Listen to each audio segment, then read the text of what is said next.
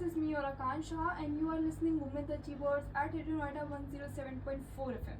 So listeners, आज हमारे studios में मौजूद हैं एक ऐसी मल्टी टैलेंटेड पर्सनालिटी जिन्होंने स्पिरिचुअलिटी, हीलिंग, एजुकेशन और कम्युनिकेशन के क्षेत्र में अपनी अलग पहचान बनाई है। Supreet Kaur ji, tarot reader, reiki healer, ho'oponopono healer, guide meditation और healing educationist, motivational speaker, anchor and voice artist हैं।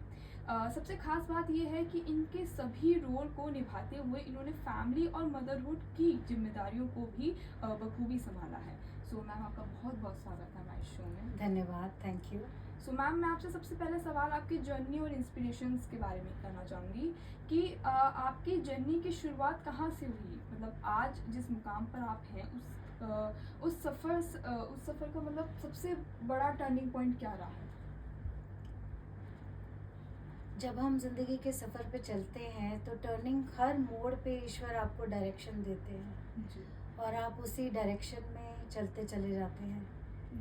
तो मेरे लिए ज़िंदगी ऐसी ही रही है, go with the flow, and I have just gone with the flow.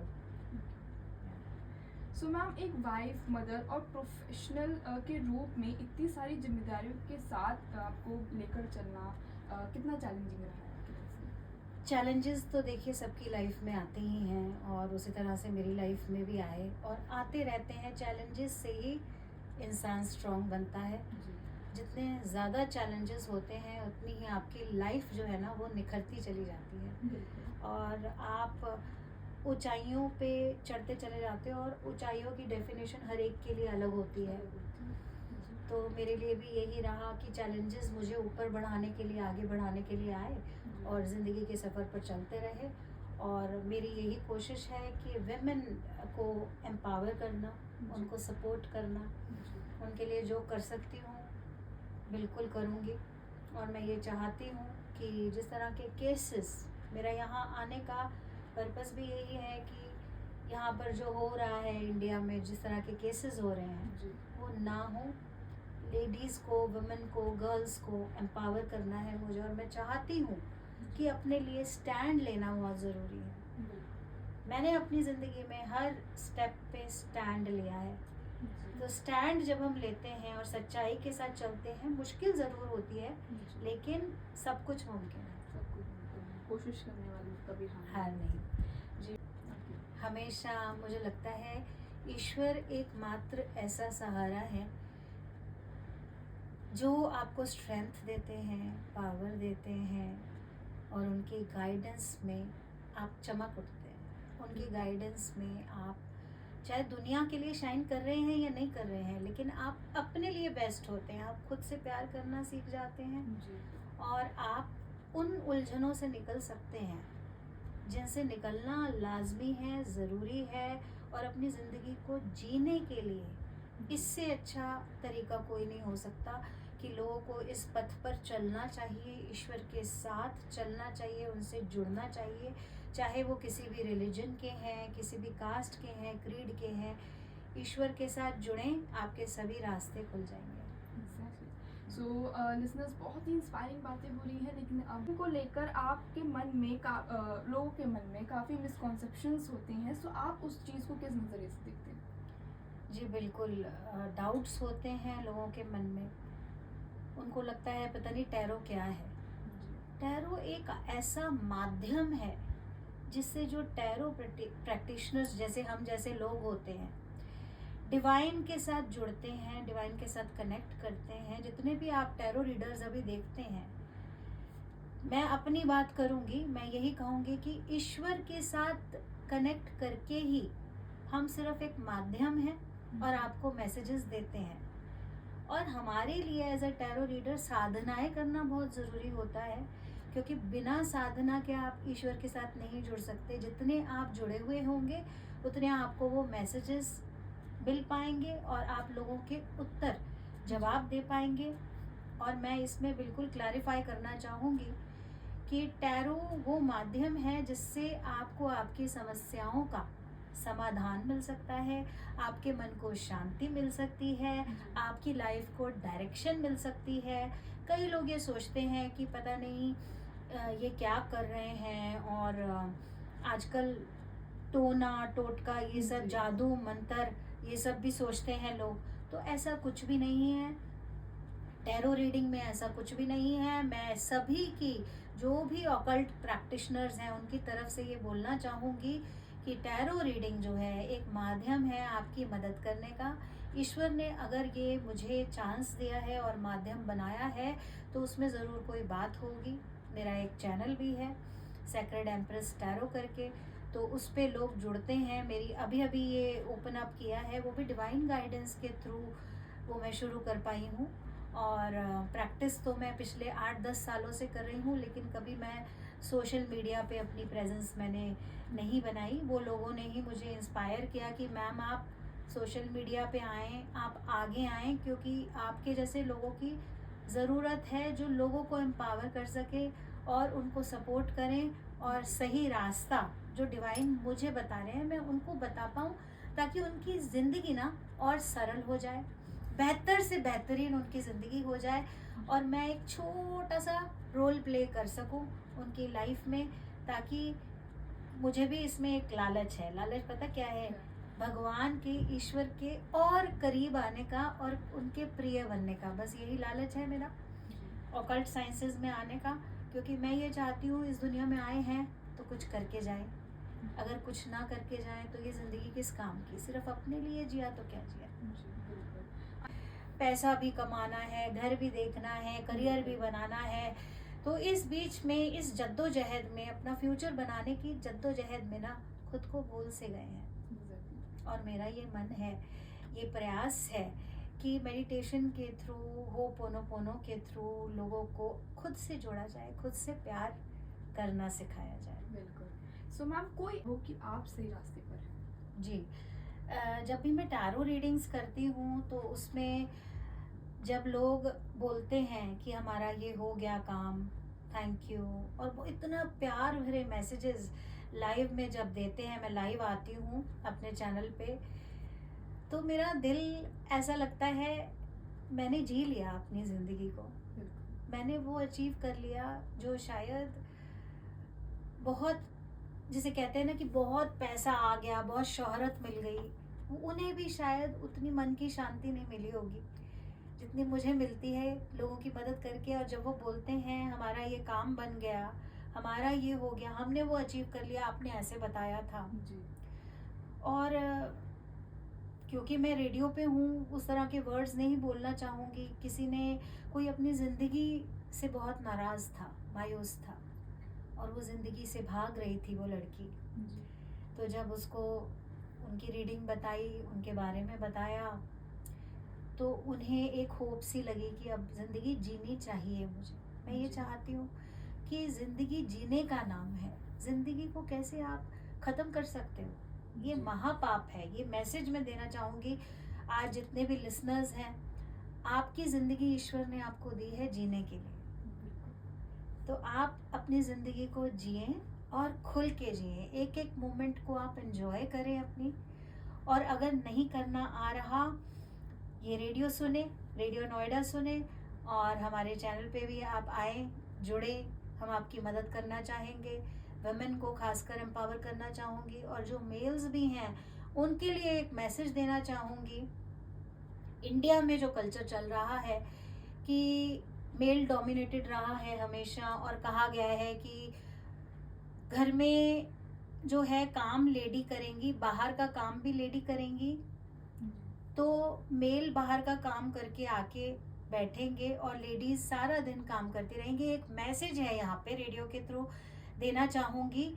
आज के युग में जब लड़कियाँ भी इक्वली काम कर रही हैं, तो वो मदर्स जो अपने सन्स को अपब्रिंग कर रही हैं, ऐसे ब्रिंग अप करें कि जैसे लड़कियों को ब्रिंग अप करते हैं, दोनों की इक्वालिटी होनी चाहिए, दोनों को उसी तरीके से ब्रॉट अप किया जाए, ताकि दोनों इक्वली काम करें और एक दूसरे का सहयोग दें। आज डाइवोर्सेस भी इसलिए हो रहे हैं, इतने टैरो में क्वेश्चंस डाइवोर्स से रिलेटेड मेरे पास आते हैं।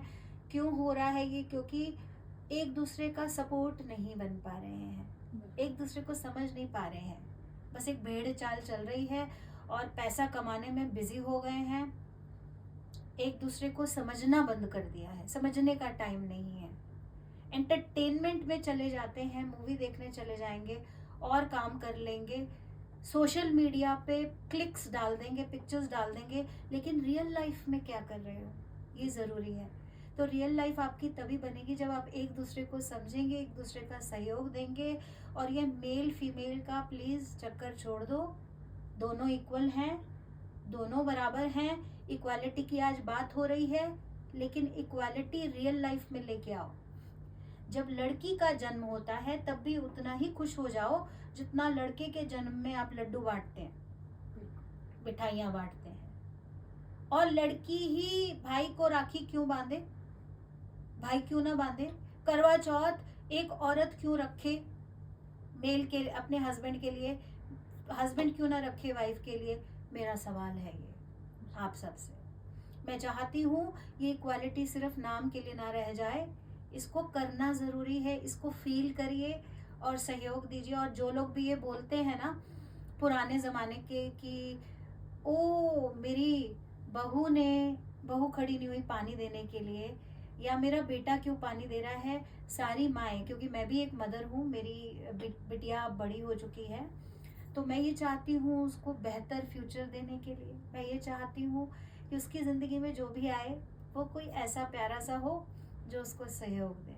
और सभी लेडीज़ के लिए, लड़कियों के लिए यही कामना करती हूँ कि अगर आप पार्वती हैं तो आपको शिव मिल जाए, और अगर वो शिव नहीं है तो शिव रूप में वो कन्वर्ट हो जाए, वैसे बन जाए। बहुत बढ़िया। लेकिन डायरेक्शन की कमी महसूस करती है एक एजुकेटर के रूप में, आप इसे कैसे देखते हैं? मुझे ऐसा लगता है कि डायरेक्शन लेस फोकस नहीं होना, इसका बहुत बड़ा रीज़न ये भी है कि सब लोग प्रिटेंस में लगे हुए हैं अभी जी। जो बड़े दुख की बात है कि अपनी जीवन को जीने की जगह सिर्फ प्रिटेंड किया जा रहा है कि ऐसा हमारा जीवन है, लेकिन जीवन असल रूप में वो है ही नहीं। बिल्कुल। तो मुझे लगता है जो है उसे दिखाओ, जो नहीं है उसको शो ऑफ करने की क्या ज़रूरत है। शो ऑफ बहुत ज़्यादा है। शो ऑफ बहुत ज़्यादा है। और दूसरी बात ये है कि रियलिटी चेक करो अपना कि आप कहाँ स्टैंड करते हो। बच्चों के लिए भी बहुत ज़रूरी है, खासकर जो स्कूल में बच्चे हैं, अभी 12th के एग्ज़ाम्स दिए हैं, उनके लिए ये मैसेज है। जो कॉलेज एडमिशन के लिए अभी तैयारियां कर रहे हैं और बहुत स्ट्रेस में हैं, मुझे मालूम है ये चीज़, तो मैं ये आप बच्चों को मैसेज देना चाहूँगी, फोकस रखो बेटा, क्योंकि फोकस बहुत ज़्यादा ज़रूरी है। आप बिल्कुल उलझनों में मत फंसिए, डिवाइन ऑर्डर चैंट करिए। जैसे ही आप डिवाइन ऑर्डर, ये स्विच वर्ड होता है, क्योंकि मैं टैरो में भी हूँ, उसमें भी हूँ, हीलिंग में, तो मैं आप लोगों को, बच्चों को बताना चाहूँगी, डिवाइन ऑर्डर जब आप चैंट करते रहेंगे ना तो वो चीज़ें होने लग जाएंगी जो आप चाहते हैं। और सबसे बड़ी बात मैनिफेस्टेशन की ये होती है, अच्छी सोच रखना, आस्क, बिलीव एंड रिसीव। तो जो आप यूनिवर्स को बोलोगे ना वही आपको मिलने वाला है। अपने थॉट्स को अच्छा रखिए। तो फोकस बहुत ज़्यादा ज़रूरी है। और सोशल मीडिया का ना एक टाइम लिमिट होना चाहिए। सारा दिन अगर सोशल मीडिया पे बैठे रहेंगे तो खुद से कब मिलेंगे, खुद से कनेक्ट नहीं कर पाएंगे। तो उस वजह से अपना रियलिटी चेक बहुत ज़्यादा ज़रूरी है। अच्छा मैम, मोटिवेशनल स्पीकर के रूप में वो कौन सा मैसेज है जो आप ऑडियंस तक, हमारे जो लिसनर्स तक पहुंचाना चाहिए? अभी मोटिवेशन की तो बहुत सारी बातें हुई हैं। मेरी वुमेन एम्पावरमेंट के लिए तो मैं खड़ी हूँ। और मोटिवेशन से रिलेटेड एक चीज़ और कहना चाहूँगी, एनवायरनमेंट की रक्षा करें। आज मेरा आने का ये पर्पस था, वुमेन एम्पावरमेंट। एनवायरनमेंट पे भी मैं काम कर रही हूँ और मैं चाहती हूँ और लोग भी सहयोग करें, पेड़ लगाएं। एनवायरनमेंट की आप हालत देख ही रहे हैं, गर्मी बढ़ती जा रही है, एसी चल रहे हैं, जगह जगह आग लगने की भी खबरें आ रही हैं। तो बहुत ज़्यादा ज़रूरी है बच्चों से, जिनके भी बच्चे हैं, जो एडल्ट्स हैं, एनवायरनमेंट में सहयोग करें, पानी बचाएं, बिजली बचाएं और एनवायरनमेंट को प्रोटेक्ट करें। जितना आप कारपूलिंग कर सकते हैं कारपूलिंग भी करें, जितना एक दूसरे को सहयोग दे सकते हैं सहयोग दें। टीम वर्क का बेनिफिट तो मिलता ही मिलता है। तो कितने एनजीओज हैं जो एनवायरनमेंट के ऊपर काम कर रहे हैं, ऑर्फनेजेस में काम कर रहे हैं, है ना। तो उनका हम अगर सहयोग बन जाए तो इंडिया को हम बहुत बड़े लेवल पे लेके जा सकते हैं। बिल्कुल। वर्ल्ड नंबर 1 कंट्री बन सकता है इंडिया। सो मैम दोनों जर्नीज को आपने इंसानों को मतलब कि इंसानों को समझने के लिए आपने मतलब कैसे अपनी स्टार्ट किया ये सब कुछ? जी, क्योंकि मुझे अंदर से ही एक इंट्यूशन, क्योंकि इंट्यूशन वर्ल्ड में हूँ मैं HSP हूँ, मतलब हाईली सेंसिटिव पर्सन। जी। तो उसकी वजह से ही मैं टैरो में हूँ। तो वो मेरा एक बेनिफिट है कि लोगों को समझने में मुझे मुश्किलात नहीं आती है, और मैं लाइव शोज़ करती हूँ, स्टेज पे आती हूँ, तो बहुत जल्दी मेरा एक कनेक्ट बन जाता है लोगों के साथ, और लोग भी बहुत जल्दी मेरे साथ कनेक्ट फील करते हैं। जी। तो मैम आज कि अपने लिए जिए तो क्या जिए, अगर जीना है तो कुछ करके जाओ ज़िंदगी में, चाहे एनवायरनमेंट के लिए, लोगों के लिए, बच्चों के लिए, बूढ़ों के लिए, बुज़ुर्गों के लिए, इस देश के लिए, गर्ल्स के लिए, वुमेन एम्पावरमेंट के लिए, किसी के लिए कुछ तो करके जाओ यार। अगर कुछ ना करके गए तो अपने लिए, अपनी फैमिली तक सीमित रह के क्या किया, कुछ भी नहीं किया। जी। ये मेरा मैसेज है सबके लिए। कुछ कर रहे हो ना तो सोशल मीडिया पे डालने की ज़रूरत नहीं है, प्लीज़ आप उसको गुप्त रखिए, क्योंकि हर तरीके का दान जो है ना वो गुप्त रखा जाता है, सोशल मीडिया पे नहीं डाला जाता।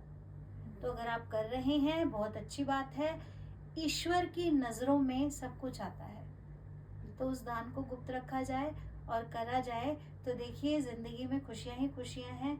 आप ज़िंदगी में खुश रह पाओगे, आपके आसपास कुछ भी हो रहा होगा आप अनटच्ड रहोगे, क्योंकि आप अपने आप को संभालोगे ना तो अपने आसपास के लोगों को भी संभाल पाओगे। बिल्कुल।